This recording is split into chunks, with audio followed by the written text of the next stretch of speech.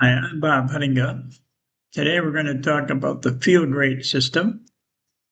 I am a physician assistant.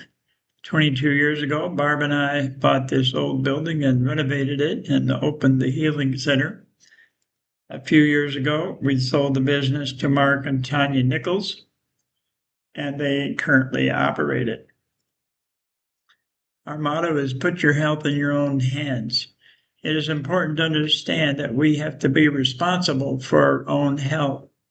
Your doctor has the ability to look at your diagnosis, and he has a standard of care that he must follow. However, you have to be responsible for all of your day-to-day activities and be your own health advocate. Remember when you were 20 or 30 years old and you felt great?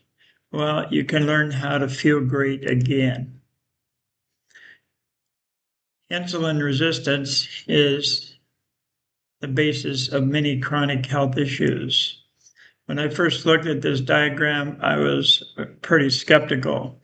I'd heard about insulin resistance in my medical training, but never really understood that it was the basis of many of these chronic diseases.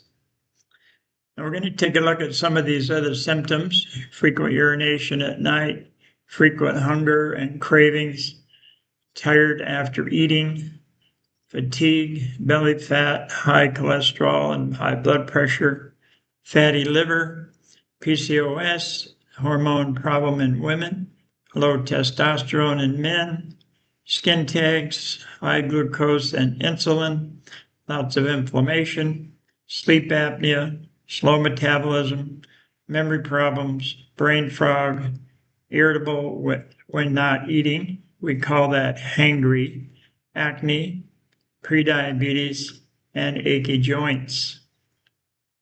So what is insulin resistance? Every cell in your body is covered with these insulin receptors. And insulin comes along, fits into this lock, and that turns on a sugar pump. Glucose is then moved from the outside into the cell. Better diagram, insulin is out here. This is a receptor. These are the sugar pumps, and this is sugar in the blood. When insulin fits in the receptor, the sugar pump is turned on and glucose is moved into the cell. If this cell doesn't have enough energy, it sends signals to the brain to send more food down, and so you get cravings and hunger signals. Insulin resistance occurs when there's too much insulin, too much sugar. When there's too many of these keys, the lock actually gets blocked and it can no longer turn on the sugar pumps. So you have lots of sugar in the blood, but none in the cells. So our story, in November, I was diagnosed with high blood pressure. Using this system, it's completely gone. I've had esophageal reflux and esophageal strictures that actually needed to have a surgical procedure. That's completely clear. I have had back pain from a birth defect, and that is completely gone. I've had prostate issues, and that's working just fine now. I used to need naps after meals, but that is no longer necessary. My belly fat is much decreased. Skin tags are gone, and Barb's had great success with an 18-pound weight elimination and down to clothing sizes. So the big problem is this all-American diet. We eat breakfast in the morning, have a snack, have a lunch, another snack. When we get home from work, we have a snack. Then at dinner, we also have some dessert and often another snack before we go to bed. The other big problem is what we call acellular carbohydrates. If you eat this fruit, the sugar is in the cells, and your body has to break down those cell walls to release the sugar. But when you process it and you turn it into apple juice, this is 100% sugar. And so when it enters your blood, you get an explosion of sugar and consequently elevated insulin. Same thing happens with grains and other products where the fiber has been removed and the rice, for example, goes immediately into your blood. Our ancient ancestors only ate when they could find food. Today, food is plentiful and especially hard carbohydrate food, and we end up having big problems like this. The first step is intermittent fasting. So we need to create a fasting window somewhere between 12 and 18 hours. 16 to 18 hours is best, but when you first start, you might have to go 12 hours. The longer you go towards 18 hours, the more fat begins to burn. And so Unamate makes fasting easier. You want to create a fasting window. This window should be ideally between 16 and 18 hours. When you do this, you're going to have more energy from the Unamate. It calms the appetite and the cravings. Chlorogenic acid is one of the ingredients, and it's a fabulous anti-inflammatory. And it raises GLP-1 naturally, not artificially, like Ozempic and some of the other shots. During your fasting window, you begin to burn fat. You can't burn fat if you have high insulin in your system. So you sip the Unamate throughout the morning and in the afternoon and between your lunch and evening meal. The next product is Balance. It's a fiber-rich drink. You take it before your largest meal, either lunch or dinner. It binds the sugars in the meal and then it releases them slowly into your small intestine, so it reduces sugar and insulin spikes. It also feeds the microbiome. The microbiome is all of the bacteria that normally live in your bowel. It heals the colon lining cells. It increases the production of neurotransmitters. And it lowers cholesterol levels. So balance is a very important part. We see it helping to heal irritable bowel syndrome, constipation, diarrhea, skin issues like psoriasis, and even mental health issues, anxiety and depression. Most people don't realize that 70% of the neurotransmitters are produced in your digestive tract. Now, the Cleveland Clinic did a study and they made this statement. It's so important that I would like to read it. Such a product, if taken regularly, could reduce cardiovascular risk on a population basis and potentially decrease the need and or dose of lipid-lowering prescription drugs. In the 70s, when I first started working as a PA, we didn't have statin drugs, and we used a fiber product to help lower cholesterol levels. So the solution is intermittent fasting and the use of these two products to help us be more successful. These products are found in the PDR, and if you want to look them up, you can do so online. There are multiple patents. There are many clinical studies by prestigious universities, Stanford, Cleveland Clinic, University of Sydney, BYU. They are safe and natural. There are no prescription medications in these products. They're also guaranteed. If you use these for 90 days and document your progress using the Feel Good app, and you're not satisfied, you can get your money back. If you are satisfied, you can get your health back. Now, these are also cost neutral. What does that mean? If you buy these directly from Unicity, you're going to pay $235. If you buy them through a member, someone who may have invited you to look at this video, you can buy it for $159 a month. That comes out to about $5 a day. Now, this is the system. You skip breakfast. For many years, I ate breakfast every day at the restaurant across the street and spent about $10. That means $300 a month. That's a whole lot more than $159 a month. So you skip breakfast and you sip on the Unimante until lunchtime. Now, if you have a large lunch meal, then you're going to use your balance. If it's not so large and it's a low carb meal, you simply eat that meal and then continue to use balance in the afternoon. Then before your larger dinner meal, you'd use the balance. And then after the dinner meal, if you still need a little support, you can continue to use the Unimante. This is what Barb and I do. We skip the breakfast meal. We sip on Unimante all morning as needed. And then we eat lunch at noontime. And usually that's a small, low-carb lunch. Yesterday we had shrimp and spinach in a garlic sauce. It was excellent. And then fresh fruit in a coconut sauce. So we normally drink a half of a balance before a meal like this. Then you sip on the Unimante all afternoon. It's recommended that you don't graze all afternoon and that you don't have snacks. If you feel hungry, you sip on your Unimante. Then eat your dinner around 6 p.m. Again, we use either a half or a whole balance depending on the carbohydrate load. And then sip on the Unimante in the evening if needed. Barb is caffeine sensitive, so she doesn't do that.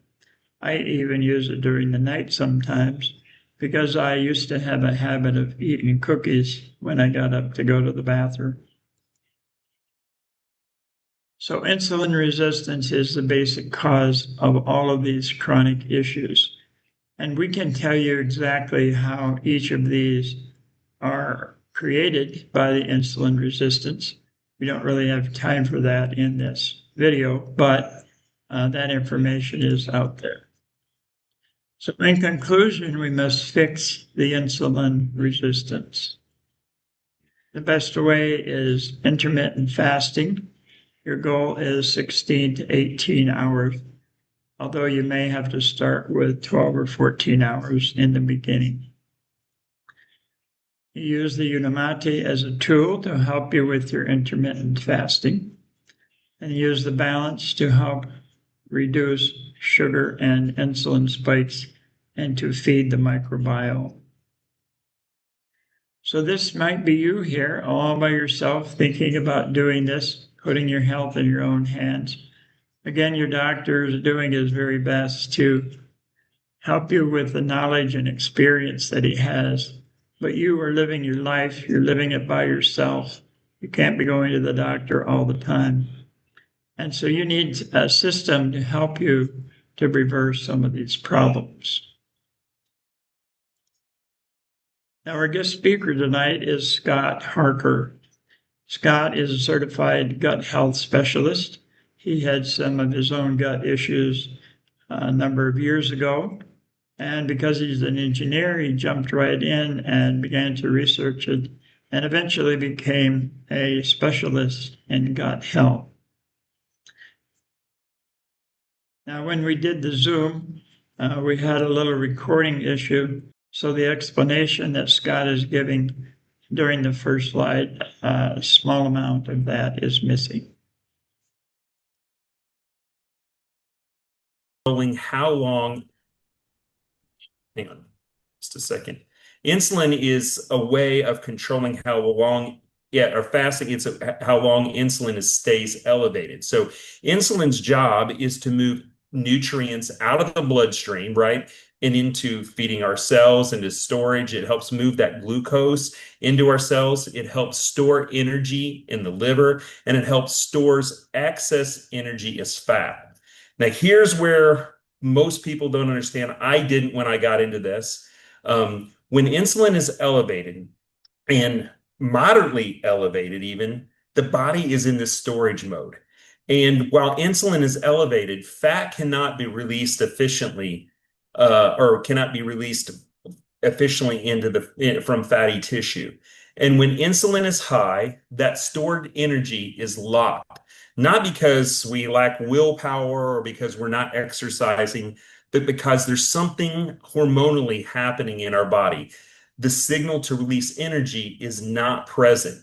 So imagine this. You see this on the screen right up here. You've got stored energy in the bank, but insulin is the lock on the vault. So as long as insulin stays up, that vault does not open. Okay. Now think about how most of us are trained to eat and how we eat. We wake up in the morning and about an hour, maybe sooner, we get a cup of coffee, we have sugar in it, we put cream in it, then we snack, we go to lunch, then we have another snack. And mid-afternoon, we've got that snack, then we got dinner, and then maybe later night before we go to bed, we have another snack. If you look at that hormonally, insulin rises, then rises again, and then rises again, and rises again.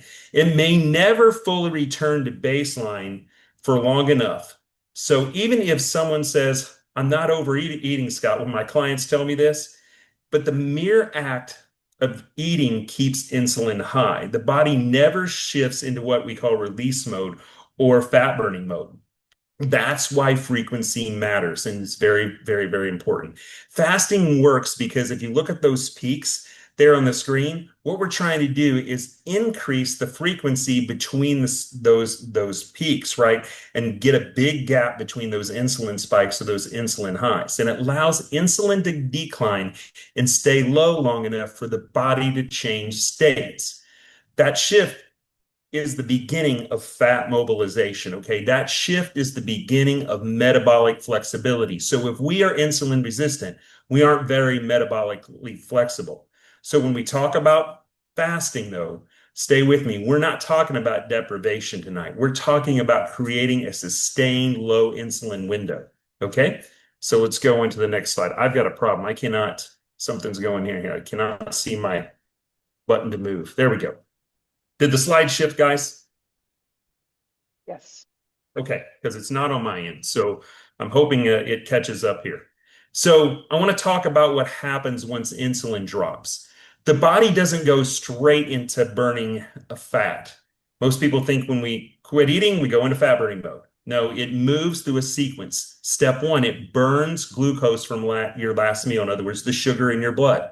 That fuel is already circulating. Step two, it burns glucose. Stored glucose lives in the liver in a package called glycogen. And glycogen basically is just backup sugar, okay? And there's enough glycogen in most of us to burn for several hours. In fact, the average person has between 300 and 500 grams of that glycogen, right? And so when someone says, I've stopped eating at maybe 7 or 8 p.m. and by midnight I was burning fat, that's usually not what is happening. From roughly hour 6 to 12, and sometimes even up to 18 hours, depending on how metabolically flexible we are, we could be still drawing down our glycogen. Okay. We're still running on sugar, just stored sugar. And here's the important part I want you to understand. As long as glycogen is sufficient, the body has no reason to dramatically increase to again go into that fat mobilization. So fat burning increases though when glycogen availability starts to decline. And when it drops low enough, insulin will continue to drop further. Okay. Now the signals change, right? Now the body begins to break down into that stored fat as you start to move on the right side of that screen over there. And stored fat, you're burning your triglycerides into fatty acids. And those fatty acids enter into the circulation. Muscles begin to use them. Energy production starts to shift. But there's one more step. The brain doesn't really work efficiently on these fatty acids. So the liver converts those into ketones. And ketones are not just the beginning of the process. I want you to understand that. They are the confirmation that the shift is starting to happen and has already occurred, right? When ketones rise, it means glycogen is low, insulin is low, fat is starting to be used. And so the order matters. Glucose, glycogen, fat, and then we can produce those ketones. And if you interrupt that sequence too early by eating again, it starts all over, right? Because without enough time, you never get that sugar out of your blood system. Okay? I'm going to take you one more layer deeper into this so we really understand why. And this is important so that we can understand why and how long we should fast and how to keep ourselves in a fasted state. We've talked about fuel, but I want to talk about something around regulation. You see, fat doesn't just change what you burn, it changes how your body is regulated.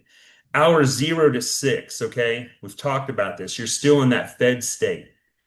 Insulin is elevated. Storage pathways are activated. Your body is focused on incoming nutrients, okay? So we still got these incoming nutrients into our body. Nothing really dramatically is happening in terms of fat burning yet, right? But at hours 6 to 12, insulin starts declining.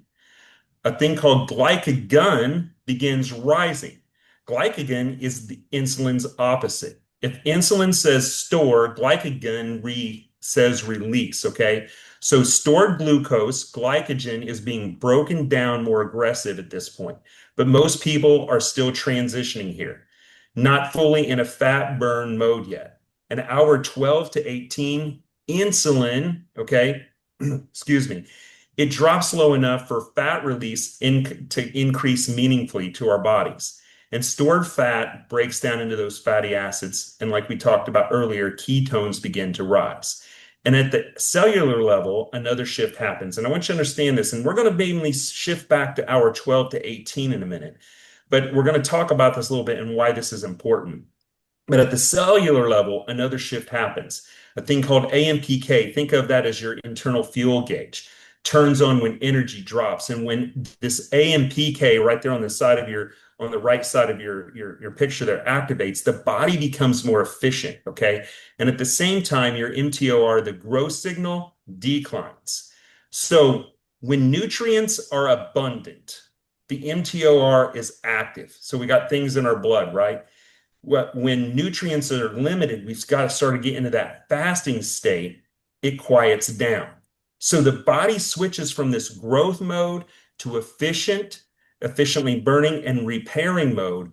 And hour 18 to 24, insulin is remaining low, right? Fat oxidation increases. In other words, we're burning it off. Our ketones, they become meaningful fuel source. Growth hormone rises to help preserve muscle. The body isn't shutting down, it's adapting. Now, beyond 24 hours, these signals deepen. Insulin stays suppressed, AMPK stays elevated, growth hormone signaling remains reduced. So fasting is not in chaos, right? Or is not chaos. It's really, really a beautiful thing in how our bodies work, and it's a coordinated effort. And the body shifts from storage to mobilization to adaptation. And that shift only happens when insulin stays long or low and long enough to be able to get in these modes. Okay. So by now you've heard me probably say 20 times, right? Insulin, get it low and keep it low for a long period of time. That's absolutely critical. So now that we understand what's happening over time and that regulation, the question is, how long should we fast? Now, Bob alluded to that just a few minutes ago, and I'm going to tell you this answer depends on your metabolic health, okay?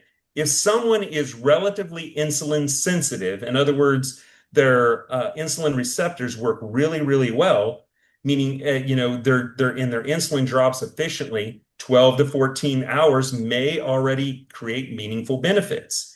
However, for me, when I was insulin resistant, and many of us that are insulin resistant, that window is not long enough. We need to be in that 16 to 18 hour kind of window, right? And so it may take 16 to 18 hours for insulin to consistently reach a lower baseline. That's why many people see better results at a 16 to 8 ratio. What I mean by that is 16 hours of fasting with an 8-hour window of eating. So a constant 16, not broken up, but where we don't eat for 16 hours.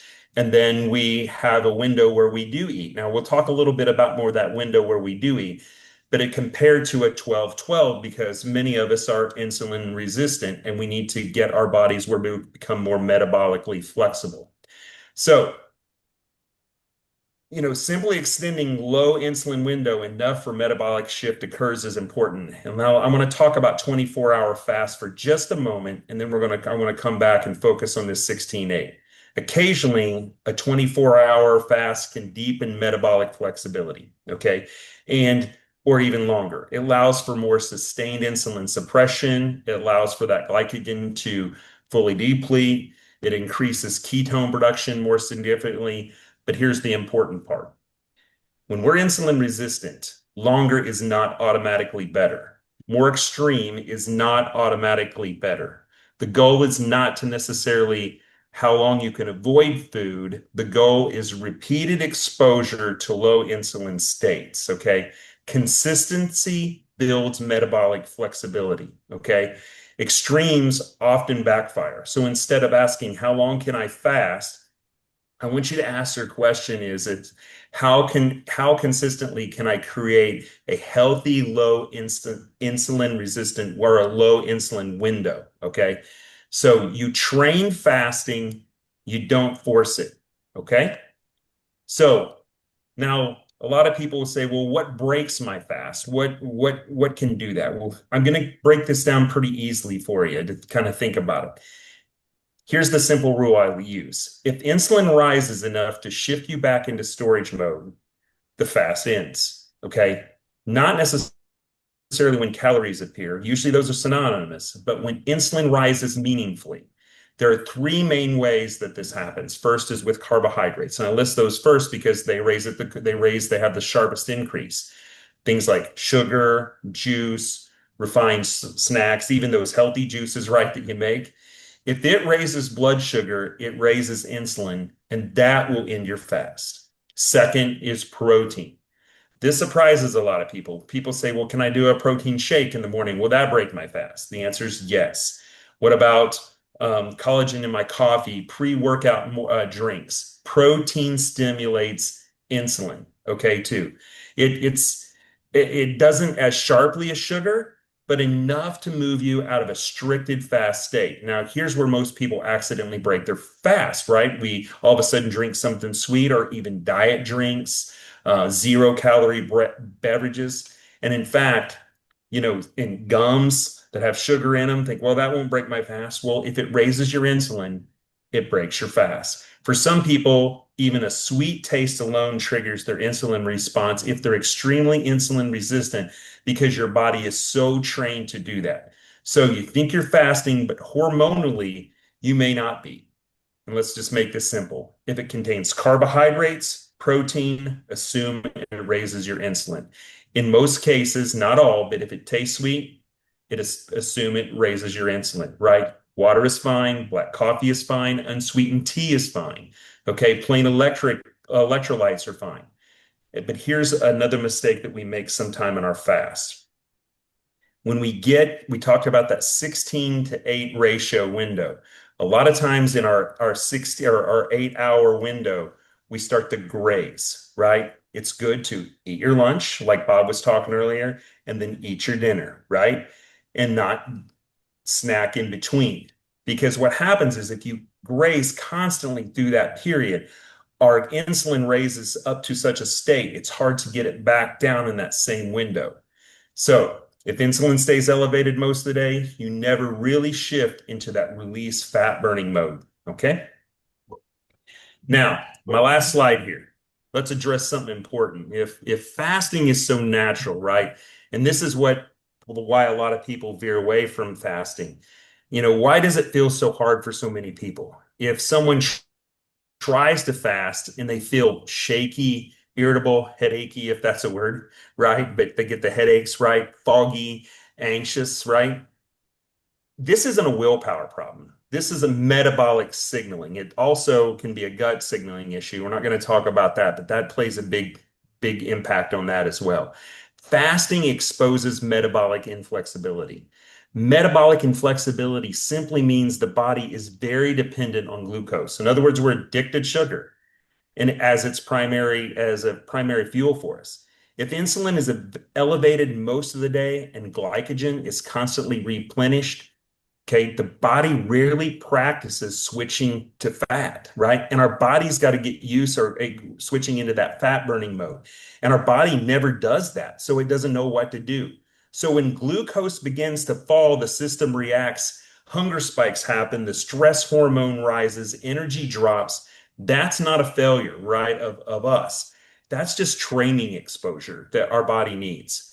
And now I'm going to add another layer here. If someone has unstable blood sugar, meaning their glucose rises quickly and crashes quickly, right? Fasting will feel more intense. So cortisol, for example, the stress hormone, it is elevated chronically.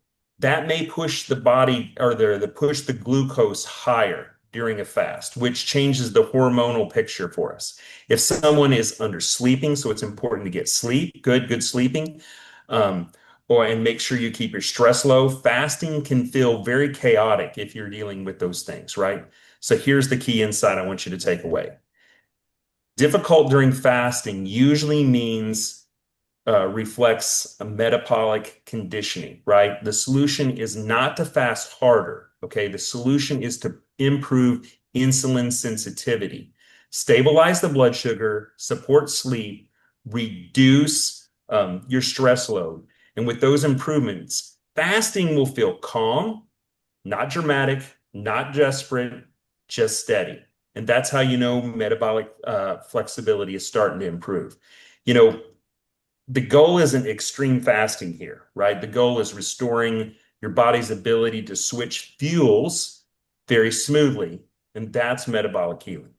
So Bob talked about this earlier. He said, hey, well, our goal is to get to 16 hours if we can. Right. If you can only do 10-hour fast, do a 10-hour fast and then increase it an hour at a time. And if that takes you a month, it takes you a month, whatever it takes to get there, to get to that 16 hours, because it's something that we've been doing for years myself, 20, 30 years or more, 40 years, right? I wasn't doing this right, and my body did not know what to do with fasting. So it was a little hard at the beginning, but then when I took the Unamate, I used the Unamate, that will help you stay in that calm mood. The balance helps you feel full and stabilizes your gut so that you can start to fast better as well and starts that healing. So that's a little bit about fasting this evening. Hope didn't bore you there with that. I wanted to just share with you why it's so important to stay in a fasted state. And so, Bob, I'm going to turn it back over to you. I'm going to shut my screen off here, but just wanted to take that and share with you. If you've got any questions, drop them in the chat, or I'll put my email in there. You can send me questions about what breaks a fast or any deeper questions around fasting. I'd love to answer those. All right. Thank you, Scott. I do have a question here. If a person is very thin and they're having trouble actually gaining weight, and they also have gut problems, could you speak to that just a little bit? Yeah. So that's a great question. I know we focused on fasting tonight. So what I would like to just say about that is, it could depend what's going on with them, right? So there's many things that could cause gut problems and underweight. So with a person like that, what we really want to focus on is repairing the gut first, right? Because if they're losing weight, they could be dealing with a number of issues, and I won't on this call speculate everything that they could be dealing with. But if they're losing that weight, they're probably being mounted, not getting the nutrients they need, right? Due to whether it's just passing out of their system, their motility is so fast, it's just going out, or motility could be fine, but you've got leaky gut and things aren't getting absorbed correctly, right? So that's where we really want to first focus on healing the gut, healing and sealing that gut. Balance is a great way to do it. It's the best fiber that I've ever found to help my clients, right? And to help feed the gut, seal that gut, get that healthy, right? And then the nutrients comes back and they start to get better, and then you can start to gain that weight, right? When you're in that state, fasting could actually trigger some things, cause cortisol to rise and things. So when I've got a client that's like that, I do not recommend doing a bunch of fasting at that point, right? I mainly start to work on healing their gut, and then we can talk about fasting later. All right. Thank you very much. All Yes, right, thank you, Bob. Audrey, can you hear me? That's Audrey, can you unmute?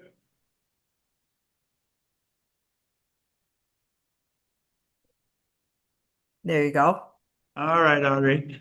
This is Audrey Martin Martin check. Martincheck. She's been doing this for a while, and so she's going to talk about her journey. Well, thank you very much. Very informative from both Bob and Scott. And I thought I had read and knew a lot until I listened to Scott just now, and I really understand some things why for some people it isn't working as effectively.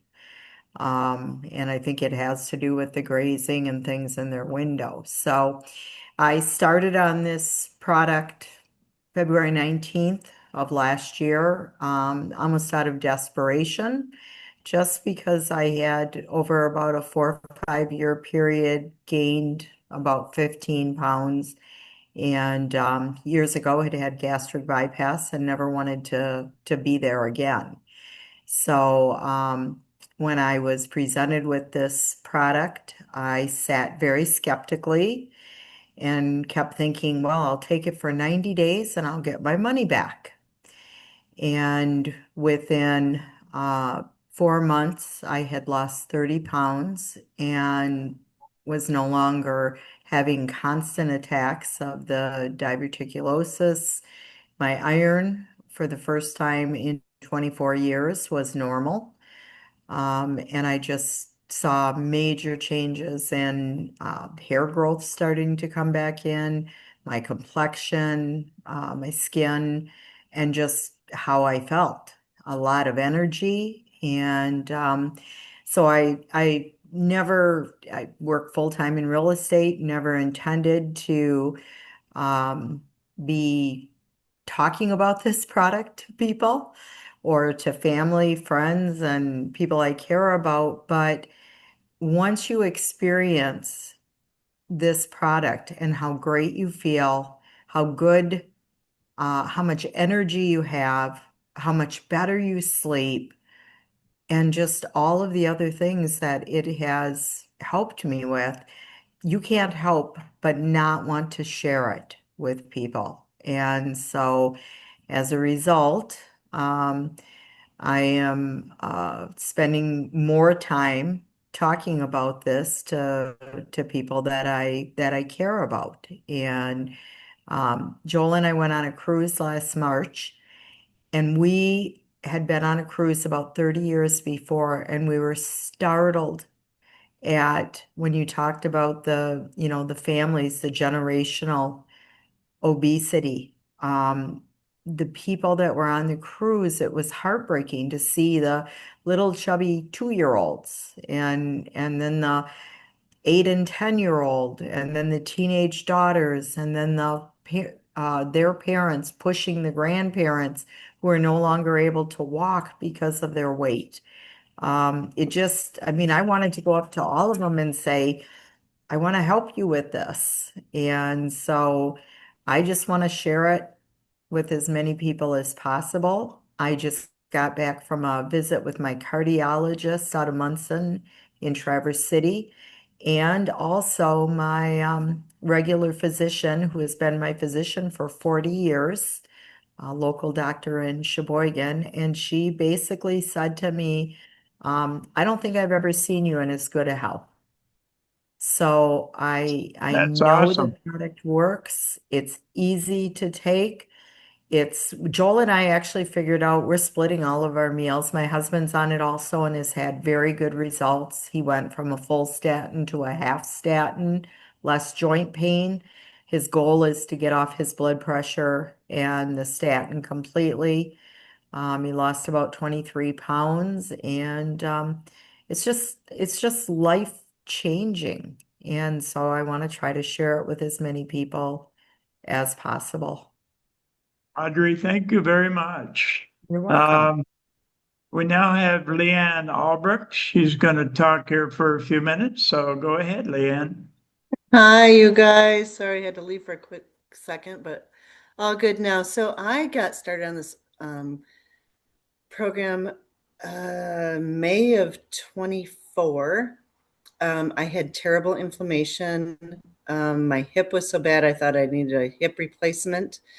Lo and behold, I don't. All my pain is gone. I've lost over 30 pounds. And it was just puffiness. Even, people say all the time, oh my gosh, your face looks thinner. And I feel better. I don't have sleep problems anymore. I was taking 2 all naturals before I started this just to go to sleep. And I don't take any of that anymore.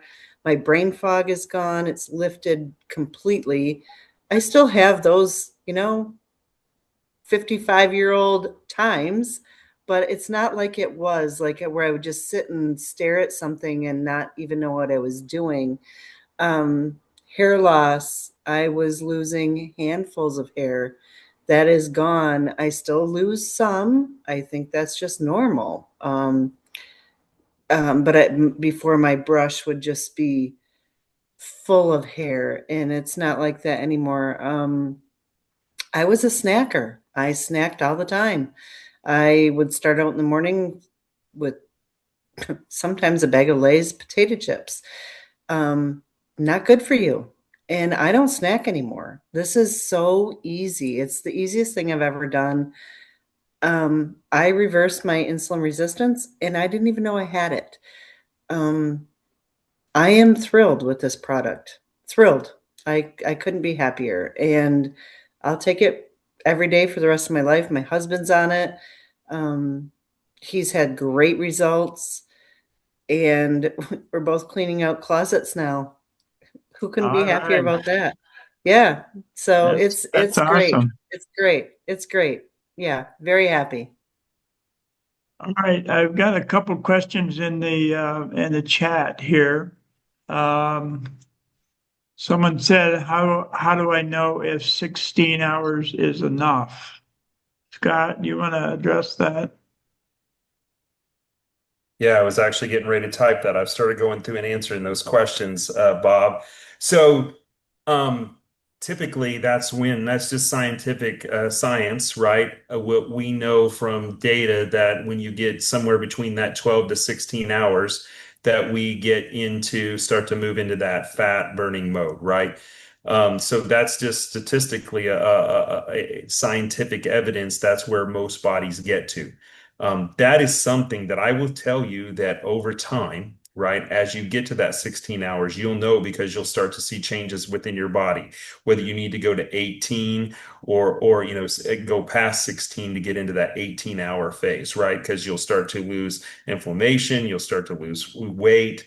So there isn't a way, unless we do some kind of actual constant monitoring, to know exactly hour 16. But we do know from hour 12 to 16, we start to get into that fat burning phase, right? And into that phase where we do that, right? So you're going to know over time by how your body's starting to respond.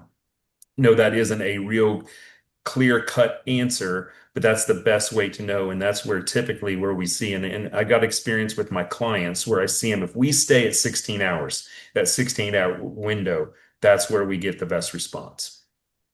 Very good. Thank you. Now, there's also a question here. What do we do to maintain muscle mass? Don't we need protein? You want me to take that one, Bob? I put an answer in there. Yeah, So so let me just, yeah, go ahead, Bob. no, you go ahead.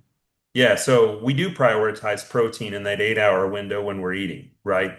So, protein and fiber should be prioritized, healthy fats, and then your carbohydrates. So protein shakes are great to have as with your meal, or protein, getting a lot of protein. I'm going to say this, I've got some clients that really had trouble losing weight, okay? And I've got them on 90 to 120 grams of protein per day in that 8-hour window to get them to lose their weight and to do that. So protein should be prioritized along with fiber in your eating window. Yeah, it's just important not to have that protein during your fasting window. Yeah, we Because shouldn't like eat at you, all during that fasting window. Yeah. right, right. There was also a question about the sweetness of the Unimate. Doesn't that break your fast? No, not typically. and it shouldn't. I know I mentioned that sometimes people that have got extreme cases of where they taste sweetness that'll do that. That's not real typical because there's no carbohydrates and protein in there. And if you notice when I went to I think it was almost the second to last slide, I talked about what breaks your fast. First one was carbohydrates and protein. Unamate has neither of those. In some extreme cases, people will get into an issue where you could start to break that fast if they're extremely hypersensitive, where they're extreme insulin resistant. But that is extreme cases. I haven't seen that very often. Okay. Okay. So, I mean, that's really far and few between. Now, there's one other person, and I didn't talk to her about this ahead of time, but Cheryl Simon, would you unmute yourself and just chat with us a little bit? There you go. Hi. Yeah, I sure will. Um, been on the program about 2 months.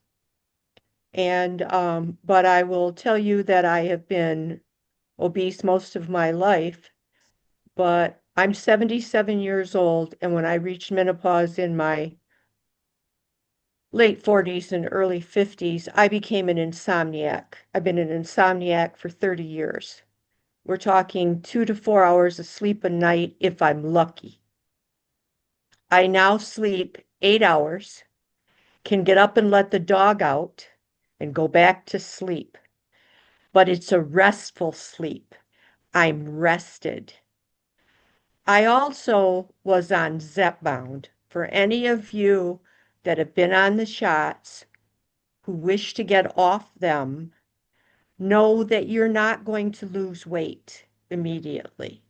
You've been on artificial GLP-1, and it's going to take your body a while to get your natural GLP-1 to be activated again.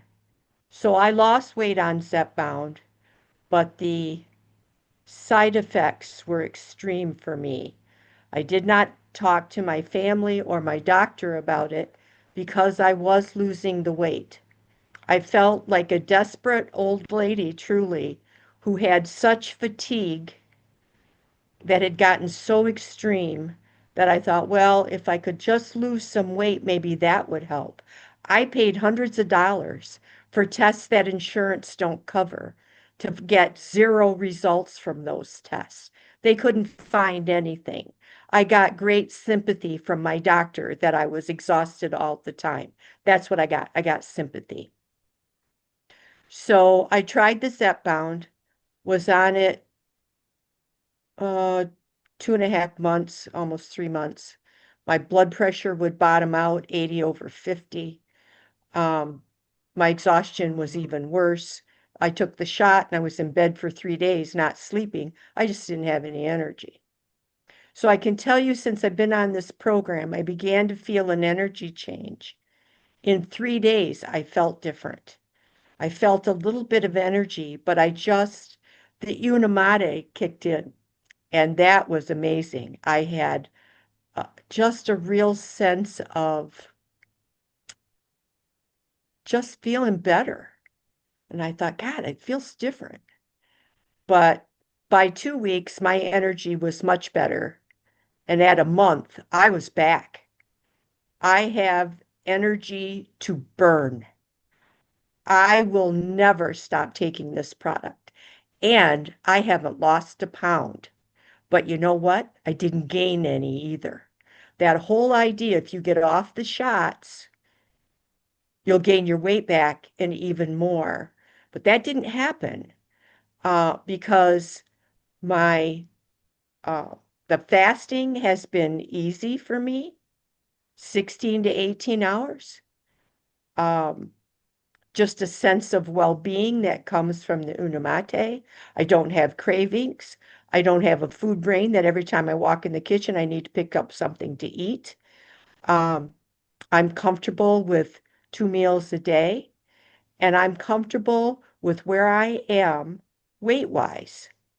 Now, I didn't lose weight on this product. I lost it on Zepbound, but I want to release 10 more pounds, but it hasn't happened yet.